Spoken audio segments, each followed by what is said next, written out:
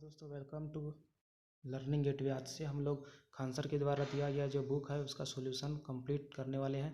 जो सबसे पहले हम इसमें साइंस में फिजिक्स शुरू करने वाले हैं। जो भी बच्चे कंपटीशन एग्ज़ाम दे रहे हैं, RRB, JE, SSC, JE, SSC का और रेलवे का कोई भी एग्ज़ाम हो, उसमें से सब में ये फिजिक्स पूछा जाता है। तो हम लोग फिजिक्स का पहला चैप्टर मात्रक, सदिश तथा गति से शुरू करने वाले हैं।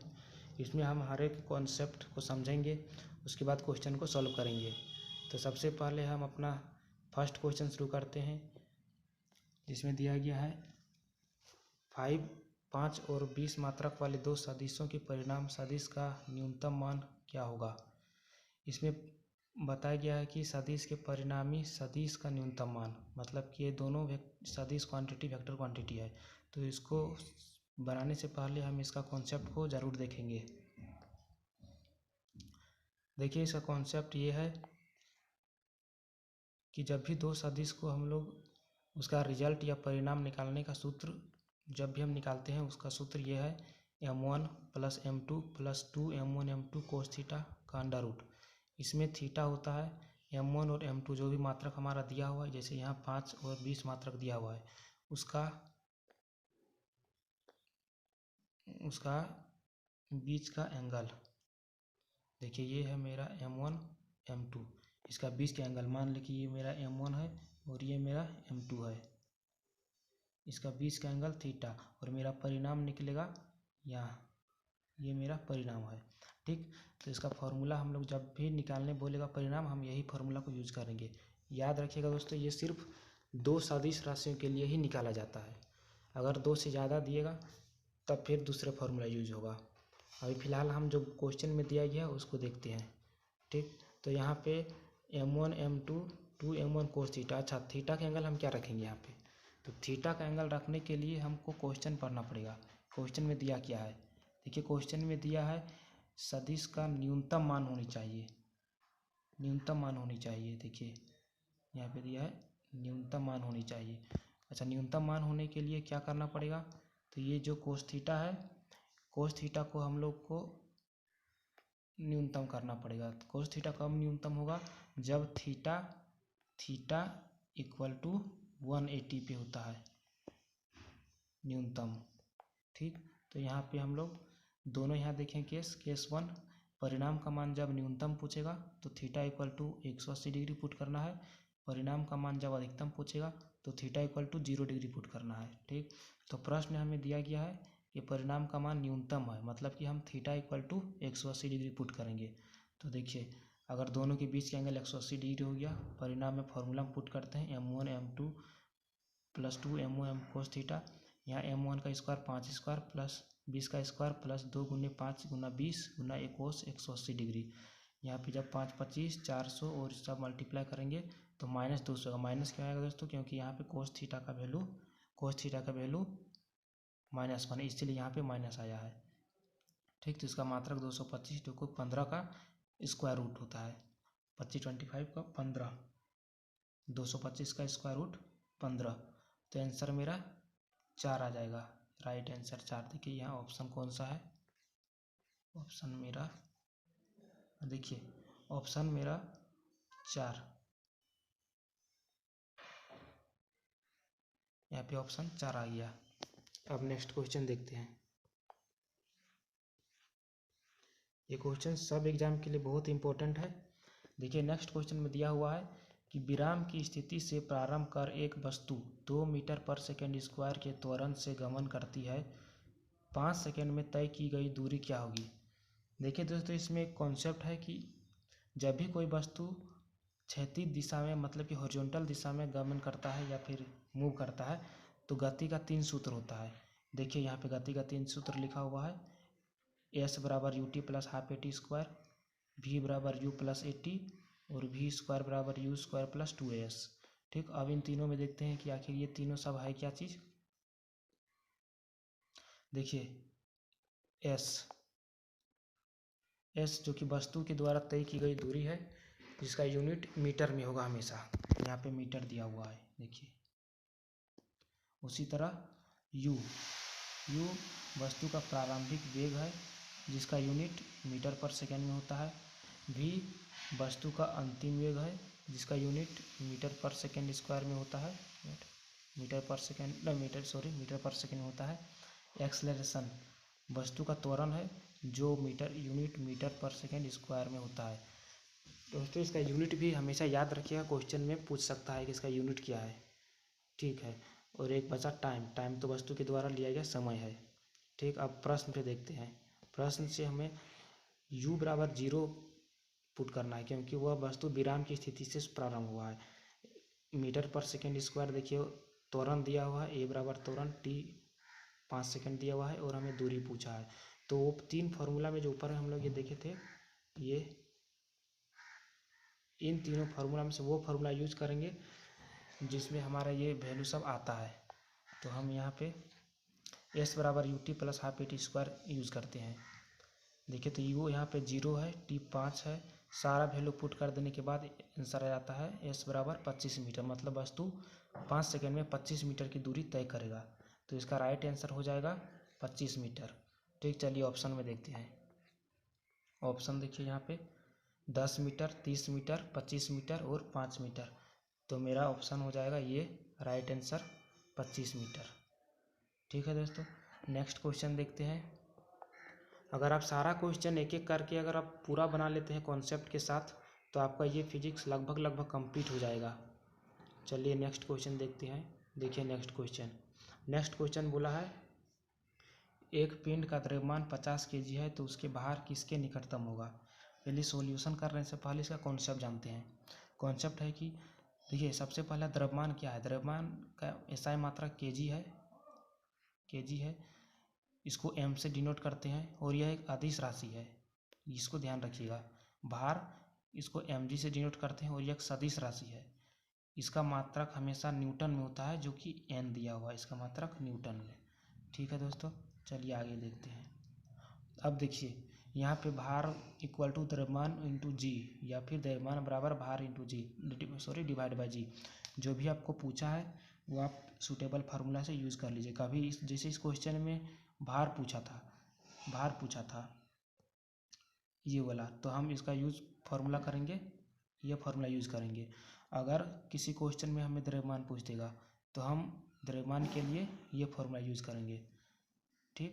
तो यहाँ पे देखिए द्रव्यमान हमारा 50 kg दिया हुआ है, भार पूछ रहा है तो भार इक्वल टू द्रव्यमान गुने जी का हमारा एक्सेलरेशन ड्यू टू ग्रेविटी है जिसका मान 9.8 मीटर पर सेकेंड स्क्वायर होता है। दोनों को द्रव्यमान इंटू जी मल्टीप्लाई कर दिए, मेरा 490। अच्छा ऐसा मात्रा क्या होगा भार का बताए थे, न्यूटन होगा। तो यहाँ पे देखिए भार का न्यूटन आ गया, ये मेरा राइट आंसर हो जाएगा। तो हम ऑप्शन सी में जाएंगे क्योंकि सी का ही ऑप्शन है 490 न्यूटन। तो आपको दिखा देते हैं ऑप्शन सी। देखिए ऑप्शन सी, मेरा ये ऑप्शन सी हो जाएगा 490, ठीक है दोस्तों। अब नेक्स्ट क्वेश्चन देखते हैं। हम यहाँ प्रत्येक सेट में 10-10 क्वेश्चन का सॉल्व करेंगे क्योंकि इसमें कॉन्सेप्ट वाइज भी हम सॉल्व करते जाते हैं। तो इस तरह आपका बहुत सारा कॉन्सेप्ट क्लियर होता जाएगा और क्वेश्चन का लेवल आपका मजबूत होता जाएगा। देखिए क्वेश्चन नंबर 4 पूछा है न्यूटन किसके बराबर होता है। न्यूटन, तो सबसे पहले हम फार्मूला यूज करेंगे जिसमें न्यूटन आता है। तो बल का ऐसा यूनिट न्यूटन होता है। आप ऐसा यूनिट ज़रूर से ध्यान दें। चलिए तो F बराबर एम मास इंटू एक्सलेरेशन द्रव्यमान इंटू त्वरण, ठीक है। इसका यूनिट होता है F का यूनिट होता है, F का SI यूनिट होता है न्यूटन, ठीक। तो ये फार्मूला यूज करेंगे। तो यहाँ पे मास इक्वल टू द्रव्यमान और त्वरण को मल्टीप्लिकेशन kg इंटू मीटर पर सेकेंड स्क्वायर। देखिए यहाँ पे जब करेंगे तो kg आया है, kg यहाँ पे kg इंटू मीटर बट्टा सेकेंड स्क्वायर। तो मेरा आ जाएगा kg मीटर पर सेकेंड स्क्वायर, ऑप्शन हो जाएगा ए।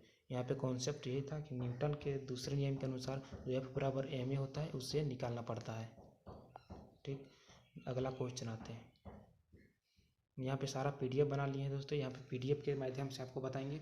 हर एक बार 10-10 सेट का क्वेश्चन रहेगा और पूरे कॉन्सेप्ट इसमें मिला हुआ रहेगा।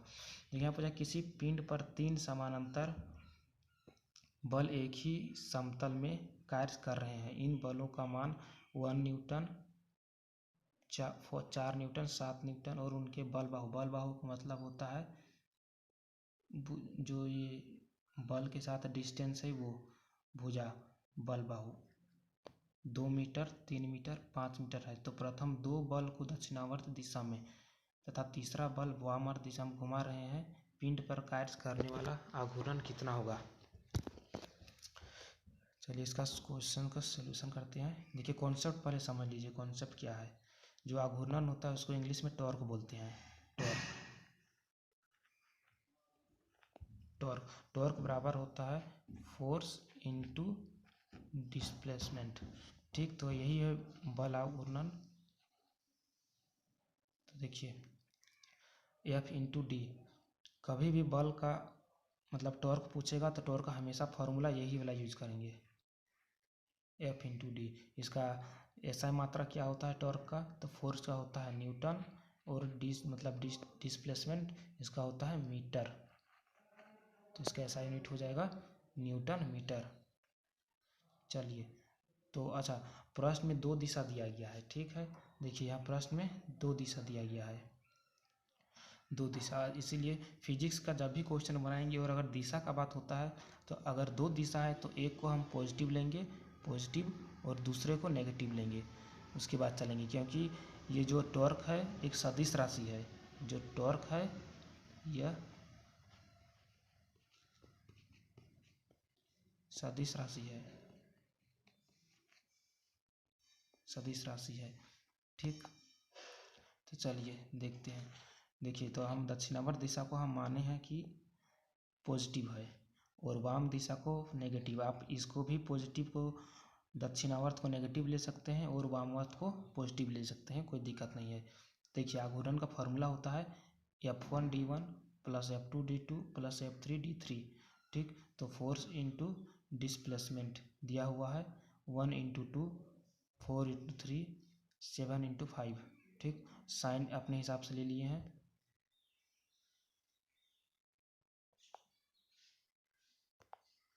ठीक, साइन अपने हिसाब से ले लिए हैं। अब देखिए तो यहाँ पे प्लस प्लस और माइनस बराबर -21। माइनस क्या दिखाता है कि माइनस साइन बताता है नेगेटिव साइन, जो कि बता रहा है कि आघूर्ण वामावर्त दिशा में होगा और कितना होगा इसका मात्रा बता रहा है 21 न्यूटन मीटर होगा। ठीक, तो इसका आंसर हो जाएगा 4, ऑप्शन 4। चलिए नेक्स्ट क्वेश्चन देखते हैं। देखिए नेक्स्ट क्वेश्चन में बताया गया है कि एक पिंड देखिए ये नेक्स्ट क्वेश्चन है। एक पिंड विराम से चलकर समान त्वरण, देखिए विराम से चलकर मतलब कि जो हम पहले 3 फार्मूला बता चुके हैं, जो कि S बराबर UT plus half AT square, V बराबर U प्लस AT और V स्क्वायर बराबर U स्क्वायर प्लस 2S जो है उसी में फार्मूला लगेगा। समान त्वरण, देखिए त्वरण दिया हुआ है, कैसे पता चला? वैसे भी इसका यूनिट देखिए, यूनिट अपना मीटर पर सेकंड स्क्वायर है, साथ चल रहा है 5 सेकंड में टाइम दिया हुआ है। तय की गई दूरी मतलब हमें S पूछा है। तो देखिए इसमें क्या दिया है, U तो हमारा सबसे पहले विराम अवस्था से दिया हुआ है, एक्सलेरेशन दिया हुआ है, टाइम दिया हुआ है और दूरी पूछा है। तो वैसा कौन सा फार्मूला है जो तीनों यूज होगा? तो देखिए S बराबर UT plus half AT square है, जिसमें तीनों यूज होकर S हमें मिल जाएगा। ठीक, तो देखिए S बराबर UT plus half AT square, यहाँ पे देखिए U0 सारा वैल्यू को पुट करने पे अपना 125 मीटर आता है। तो S मेरा हो जाएगा 125 मीटर। राइट आंसर हो जाएगा B। देखते हैं राइट आंसर B, देखिए ऑप्शन B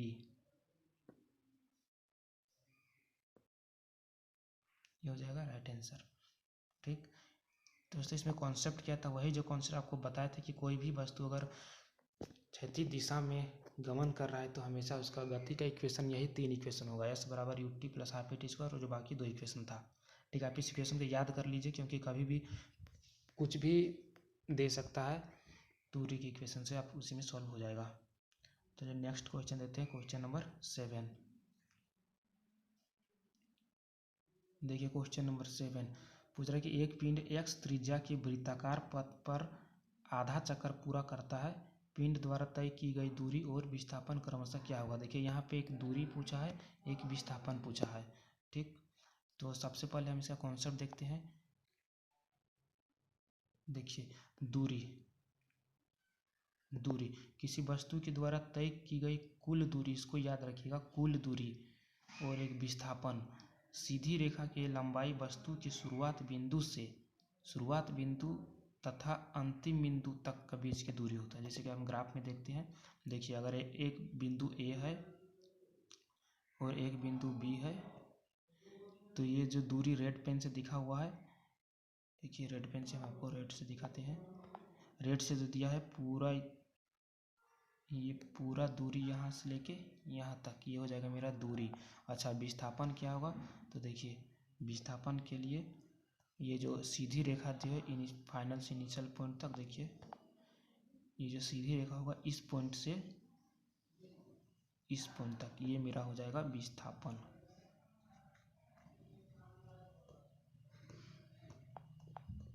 ठीक, ये मेरा हो गया विस्थापन, जो कि 10 मीटर है। चलिए इसको ये 10 मीटर और 50 मीटर से माना गया है कि दूरी तो हमेशा दूरी लंबा होगा ही, विस्थापन कम होगा, क्योंकि फाइनल से इनिशियल बिंदु तक है। चलिए तो ये देखते हैं। तो पूछा प्रश्न से हमको दिया कि एक वृत्ताकार पथ है, तो दूरी हमेशा देखिए ए से लेके कुल दूरी वस्तु के द्वारा तय की गई दूरी होगा। तो यहाँ से हम यहाँ से लेके ए बिंदु से लिया हुआ है और सीधा बी बिंदु तक, ये मेरा दूरी हो गया। और दूरी क्या है? यह अर्धवृत्त का परिमाप तो ही है। तो अर्धवृत्त का परिमाप होता है pi into radius, pi into radius. तो रेडियस यहाँ पे एक्स दिया हुआ है और पाई कांस्टेंट है, तो पाई इंटू एक्स, दूरी मेरा हो जाएगा ये पाई इंटू एक्स। चलिए नेक्स्ट, विस्थापन। विस्थापन इनिशियल पॉइंट से फाइनल पॉइंट तक, ये है मेरा विस्थापन। तो विस्थापन तो x और इधर x, 2x हो गया, तो विस्थापन मेरा 2x हो गया। ये दूरी याद रखिएगा दोस्तों, दूरी जो है वो हमेशा अदिश राशि है, अदिश, और विस्थापन जो है वो सदिश है। ये जो है सदिश राशि है, लेकिन दोनों का जो यूनिट होता है वो सेम होता है। ये जो पाई एक्स, ये भी मीटर में आएगा और ये भी मीटर में आएगा। ठीक है, दोनों को नोट कर लीजिएगा, क्योंकि एग्जाम में पूछ सकता है कि इसमें इनमें से कौन एक सदिश राशि है, और दूरी और विस्थापन दे देगा। ठीक, नेक्स्ट क्वेश्चन देखते हैं। क्वेश्चन नंबर, अच्छा इसका ऑप्शन क्या होगा? हाँ, ऑप्शन देखिए, ऑप्शन आया है एक पाई एक्स जो दूरी है और विस्थापन है 2x। तो देखते हैं ऑप्शन में कौन सा ये है। वैसे आंसर ए होगा। देखिए यहाँ पे ऑप्शन ए, देखिए ऑप्शन ए हो जाएगा, पाई एक्स और 2x। चलिए नेक्स्ट क्वेश्चन। दोस्तों इसमें हम कॉन्सेप्ट के साथ हमेशा जाएंगे, तो आप हमारे चैनल को सब्सक्राइब ज़रूर कर लीजिएगा, क्योंकि हमारे आने वाले हर लगातार वीडियो जो आने वाले वो आप तक पहुंच जाए, ताकि आपका तैयारी और अच्छे से हो सके। इसमें हम आपको पूरा कॉन्सेप्ट के साथ बता रहे हैं। देखिए क्वेश्चन नंबर 8। क्वेश्चन नंबर 8 क्या है? एक पत्थर को 10 मीटर पर सेकंड प्रारंभिक वेग से नीचे फेंका गया, 5वें सेकंड के अंत में उसका वेग क्या होगा? देखिए ये क्या है? 10 मीटर पर सेकंड प्रारंभिक वेग, मतलब कि ये मेरा u दिया हुआ है, और नीचे फेंक गया 5वें सेकंड में। देखिए 5वें सेकंड में, तो ये मेरा समय दिया गया है। तो पूछा है उसका वेग क्या होगा? वेग मतलब पूछा है v। ठीक, तो वेग पूछा है, तो वेग का ऐसा यूनिट हम देखेंगे मीटर पर सेकेंड। देखिए अगर ऑप्शन में पता चला कि मीटर पर भी तो सही दिया है, पर मीटर पर सेकंड स्क्वायर दिया है, फिर वो ऑप्शन नहीं होगा। तो आप यूनिट भी देखिएगा, यू का भी जो यूनिट होता है ऐसा यूनिट वो मीटर पर सेकेंड में ही होता है, और टाइम का जो होता है वो सेकेंड में होगा। ठीक, तो चलिए क्वेश्चन पहले कॉन्सेप्ट को देखते हैं। जिस तरह हॉरिजॉन्टल डायरेक्शन में, मतलब कि क्षैतिज दिशा में अगर कोई वस्तु गमन करता है, तो देखिए यहाँ पे जो आपको फॉर्मूला बताए थे, एच की जगह एस था। ठीक, एस बराबर यू टी प्लस हाफ, जी की जगह ए था, ये जी है इसकी जगह ए त्वरण था। यहाँ पे कोई वस्तु ऊपर से नीचे की ओर आ रहा है, या फिर कोई वस्तु नीचे से ऊपर की ओर जा रहा है, तो इसके लिए हम यूज़ करेंगे ये 3 फार्मूला।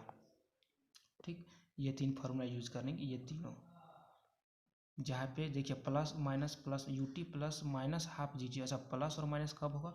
तो अगर कोई वस्तु नीचे की ओर आ रहा है और हमें पता है कि गुरुत्वाकर्षण हमेशा नीचे की ओर लग रहा है, तो दोनों सेम दिशा में हो गया, तो फिर यहाँ पे आ जाएगा प्लस।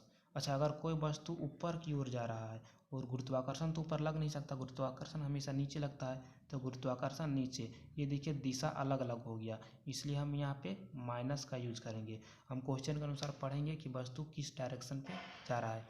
तो यहाँ पे जो क्वेश्चन के अनुसार था, ये वस्तु किसी ऊंचाई से नीचे की ओर गिराया जा रहा है। देखिए यहाँ पे किसी ऊंचाई से नीचे की ओर गिराया जा रहा है, ठीक। और हमें पता है कि जो गुरुत्वाकर्षण है वो भी नीचे की ओर हमेशा लगता है, तो इस केस में हम प्लस वाला साइन यूज करेंगे। अच्छा, इसमें दिया क्या है? u बराबर 10 मीटर पर सेकेंड दिया है, ठीक है। भी हमें पूछा है, ये हमें पूछा है। समय दिया हुआ है 5 मीटर पर सेकेंड, और जी का मान हमें पता नहीं है, तो पता होना चाहिए 9.8 मीटर पर सेकेंड होता है। किसी किसी क्वेश्चन को सॉल्व करने के लिए इसको अप्रोक्सीमेट वैल्यू 10 मीटर पर सेकेंड ले लिया जाता है। तो कहीं आप इसको भी देखिएगा और कहीं इसको भी देखिएगा, तो कंफ्यूज नहीं होना है। ये सिम कैलकुलेशन को आसान करने के लिए इतना लिया जाता है, ठीक। तो हम लोग ये मान को लेके चलेंगे, एग्जैक्ट मान यही है, ठीक। चलिए, तो देखिए हम v बराबर u प्लस ए टी ये फार्मूला यूज किए हैं, क्योंकि हमें v u g ये सब सारा कैलकुलेशन में यहीं पे हमें मिल रहा है। तो u हमें प्रारंभिक वेग होता है जो कि 10 मीटर पर सेकेंड दिया हुआ है, g हमें पता है 9.8 मीटर पर सेकेंड, और t हमें 5 सेकेंड दिया है। सबको इसको मल्टीप्लाई कीजिए, इसके साथ जोड़ दीजिए, तो आगे मेरा 59 मीटर पर सेकेंड, 59 मीटर पर सेकेंड, ये मेरा ऑप्शन आंसर हो जाएगा बी। तो चलिए ऑप्शन पे देखते हैं।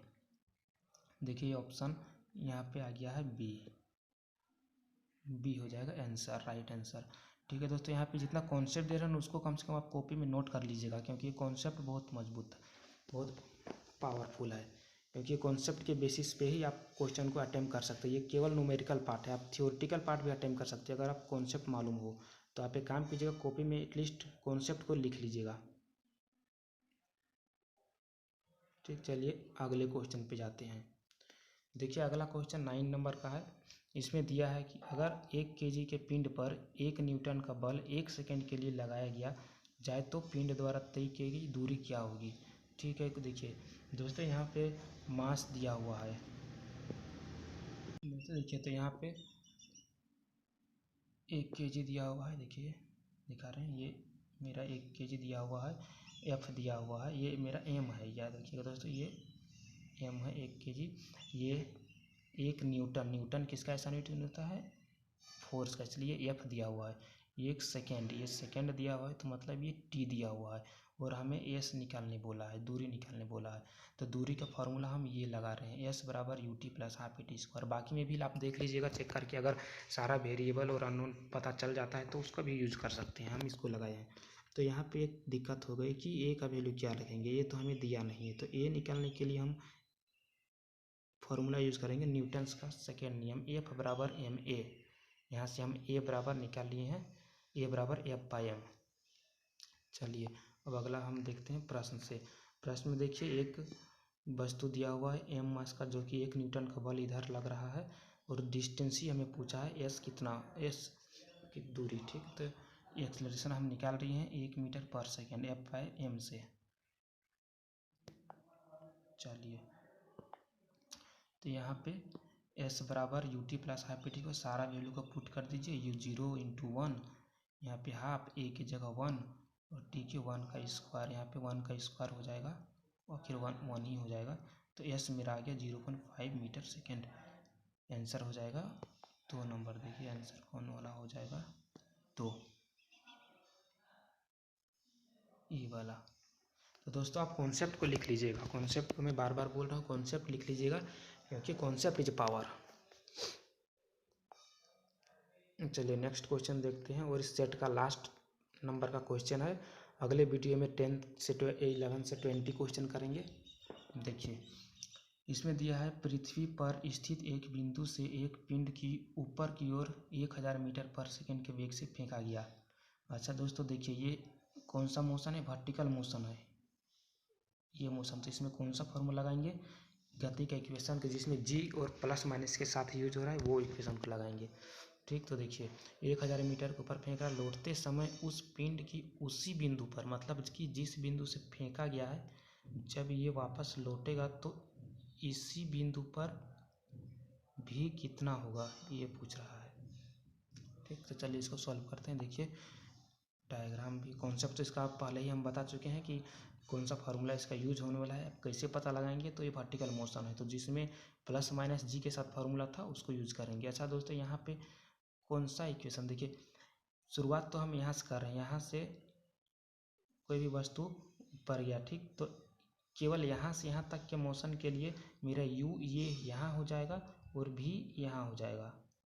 सॉरी, देखिए लिख रहे हैं v ये हो जाएगा। ठीक, अगर ये वस्तु ऊपर में जाके जब भी नीचे आएगा उससे पहले यहाँ पे इसका v इक्वल टू 0 होगा, उसके बाद ही ये नीचे आना शुरू होगा। अच्छा, नीचे अगर आएगा और इस डायरेक्शन में नीचे आ रहा है तो इस कंडीशन में v यहाँ बन जाएगा u। ठीक, और ये यहाँ पे हो जाएगा फाइनल स्पीड v। ठीक, तो यही पूछ रहा है, तो दोस्तों हम इस पोर्शन का यूज करेंगे।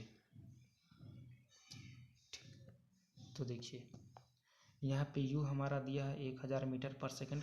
सबसे पहले हम, अच्छा इससे पहले हमारा हाइट भी नहीं पता है, तो हम सबसे पहले क्या करेंगे, एक केस इस पे एक बार फार्मूला लगाएंगे, उसके बाद हम इस पे एक बार फार्मूला लगाएंगे। इस फार्मूला क्यों लगाएंगे, इससे हमको h मिल जाएगा, ताकि यहाँ पे जो हम ये फार्मूला यूज कर रहे हैं ना वहाँ पे h है तो हम h यहाँ से निकालेंगे। फिर s बराबर U T plus half T square, या फिर यही v स्क्वायर को एक बार यहाँ पे लगाएंगे, जहाँ h हमें मिल जाएगा तो यहाँ पे हमें v पता निकल जाएगा। ठीक, तो चलिए तो एक बार लगाते हैं। तो यहाँ पे u है 1000 मीटर पर सेकेंड, और जब वस्तु एक ऊपर तक जाता है और जब लौटने के पहले वहाँ भी हो जाता है 0। ये याद रखिएगा आप कॉन्सेप्ट को, कि अधिकतम ऊंचाई जहाँ से वस्तु वापस लौटना शुरू होगा वहाँ पे v इक्वल टू 0 हो जाएगा। ठीक, तो यहाँ पे देखिए v इक्वल टू 0 है, v इक्वल टू 0, यहाँ पे u 1000 मीटर, v 0, g तो हमको पता है। अच्छा, हाइट निकालना है। ठीक, तो v स्क्वायर बराबर u स्क्वायर माइनस 2g। अच्छा, माइनस क्यों आया, क्योंकि जो इस पोर्शन में हमारा वस्तु जो है वो ऊपर की ओर गति कर रहा है, लेकिन जी तो हमारा नीचे की ओर लग रहा है, इसलिए यहाँ पे अपोजिट डायरेक्शन है माइनस। अच्छा, अगर इस केस में लेंगे तो यहाँ पे क्या होगा, हमारा वस्तु नीचे की ओर आ रहा है और जी भी नीचे ही की ओर लग रहा है, तो यहाँ पे हो जाएगा प्लस। तो जब इसमें फार्मूला यूज करेंगे तो प्लस का यूज करेंगे। ठीक है, तो देखिए यहाँ पे सारा वैल्यू आप पुट कर दीजिए, तो यहाँ h बराबर इतना आ जाएगा। ये कैलकुलेशन इतना मतलब कॉम्प्लिकेटेड इसलिए आ रहा है कि हम लोग g का वैल्यू 9.8 लिए हैं एग्जैक्ट, अगर आप चाहें तो 10 भी ले सकते हैं। ठीक, तो यहाँ पे देखिए, अब देखिए सेकंड केस वाला जो बात की है, तो यहाँ पे u तो सेकंड केस में ऊपर में 0 हो जाएगा। सेकंड केस में जब कोई वस्तु यहाँ से गिरना शुरू हो जाएगा, तो यहाँ तो आपको बताया था कि यहाँ पे u तो 0 हो जाएगा, और यहाँ फाइनल स्पीड भी पूछा है, 0 हो गया। ठीक, और हाइट तो हमें अभी निकाल लिए हैं पिछले केस से हाइट। चलिए, और जी का 9.8 मीटर पर सेकेंड, तो यहाँ पे वैल्यू सारा आपको पुट कर दीजिएगा, तो v स्क्वायर इतना आ जाएगा, तो v का वैल्यू अप्रोक्स आ जाएगा ये 999.99 मीटर पर सेकेंड। ठीक, लेकिन अगर हम g के वैल्यू 10 लेते हैं तो 1000 मीटर आएगा, ये आप देख लीजिए, तो आंसर हो जाएगा सी ऑप्शन में। देखिए सी ऑप्शन कहाँ है, सी ऑप्शन देखिए ये मेरा है। तो दोस्तों यहाँ पे 10 क्वेश्चन कंप्लीट हो चुका है। अब बाकी का अगले वीडियो में हम 11 से लेके 20 नंबर का क्वेश्चन बनाएंगे। तो दोस्तों देखिए यहाँ पे जितना भी कॉन्सेप्ट मैं लिखवा रहा हूँ वो सारा कॉन्सेप्ट आप लिख लीजिएगा, ये आपके एग्जाम के लिए बहुत इंपॉर्टेंट। बाद में अगर आप कभी रिवीजन कीजिएगा तो उस कॉन्सेप्ट के बेसिस पे अगर क्वेश्चन को भी आप रिवीजन कीजिएगा तो ये सारा क्वेश्चन आपका कंप्लीट हो जाएगा। हम सबसे पहले अभी यहाँ फिजिक्स का क्लास में कोई सॉल्यूशन कर रहे हैं, उसके बाद हम केमिस्ट्री में जाएंगे, एक एक क्वेश्चन का सॉल्यूशन होगा। तो आपका वीडियो मिस ना हो इसलिए आप लर्निंग गेटवे चैनल को सब्सक्राइब ज़रूर कर लीजिएगा। Thank you.